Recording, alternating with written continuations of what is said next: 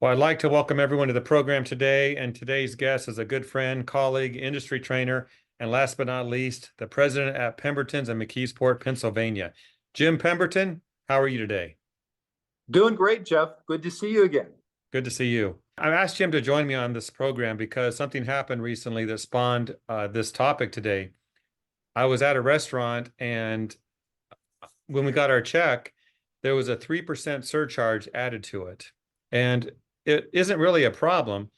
It was $1.65, but it kind of rubbed me the wrong way. So I took a picture of it, posted it on my Facebook feed, and we've had dozens of responses. And one of them was Jim's response. This is why I wanted to talk to him today about this. Unfortunately, I did tag the restaurant, so bad news for them that all this bad PR is going their way. But Jim, I have to say that I'm relieved that our own industry is not adding a surcharge to their tickets. I'm afraid over the years I've seen it. The fuel surcharges would be an example. And fuel is a major cost to our industry, both for transportation and operation of equipment.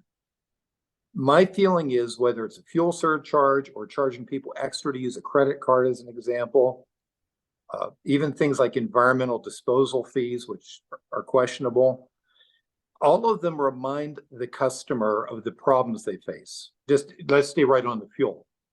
They fill up the tank and it's expensive for them too.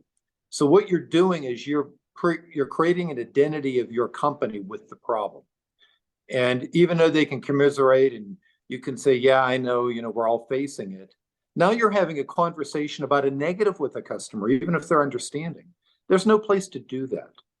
Raise your price accordingly and shut up. You want to be a part of the solution to them, never a part of the problem. So that's my rant about that. Yeah. And that was my whole thing was, in fact, I have it here in front of me. Let me look at it real quick. It says that the surcharge was added to your check to cover increased labor and operating costs. So in your comment on the Facebook feed, you said something like that the business is then making the customer the problem. Right. And reminding the customer of the problems we're all facing. And it's the same reason talking about the news is rarely a positive thing in business or in personal life. Mm-hmm. There's so many more important things we can talk about in our personal lives or business than commiserating over things we have no control of. But just going back to marketing, why would you create any situation where you have your customer thinking anything negative at all, even if it's commiserating? It's not helpful. There's a saying in business I really like, and I do my best to live by. Never for the sake of your own convenience, inconvenience a customer. And if a couple percent surcharge for whatever you think that helps your bottom line, the negative you've done and the bad moments of truth added to that, I think costs way more. The people that fix my vehicle, they always say you pay them a check or a card, because if I pay by a check, I pay the list price, they add on for the card. If they just gave me a discount for the check, it'd be the same thing, but it irritates me every time they say it, even though I never pay them by card, but it just annoys me. And annoying your customer is not what we need to be doing. It's interesting because it is such a tiny thing, but and some of the comments on the Facebook feeds were like, well, I then might reduce the tip to the server. Well, the server isn't getting that 3%. So, right. Jim, the reason why we're here today is to talk about a solution. So to me, and I think you said it, add it on, make it part of your pricing. Here's what I'm thinking. We can easily adjust our charges. And adding a surcharge, the customer might say, well, I can't add more to my costs or to what I get when I have to drive to work. We can do it, but they can't. So what do you think the real solution is here? Just raise your price.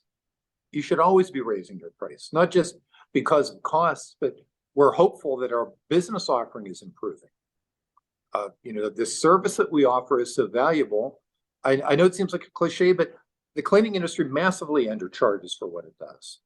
And look, there's a lot of factors involved, but one of them is generally between our ears. You know, I know what these folks do. I know what it costs them to do the things they do to be in a cleaning business. And I also know, if I have the time for this, since the pandemic, people have become more and more insular, less trusting of others. They have what I call a smaller circle of trust, almost like a sphere of trust. You're either in that or out of that. And once you're inside of that, you're so valuable to the customer. They don't want to be shopping for another cleaner. They want that person they can trust the code to come in the garage, that person that they can leave the home unattended and have you clean. That's invaluable. So raising your price 5 or 10% instead of a 3% surcharge, absolutely. And just the fact that you're still talking about your restaurant experience says everything. You don't want to be that person, you know, as the cleaning customer. You don't want to be that person. Mm-hmm. So for anyone watching this right now, if you're adding a surcharge to the invoice and it's visible, if it says 3%, 5%, 10%, Jim Pemberton and I think the same way. Don't do that. Add it into your regular charge. It's the cost of doing business. Don't make your customer feel like they're part of the problem. Exactly.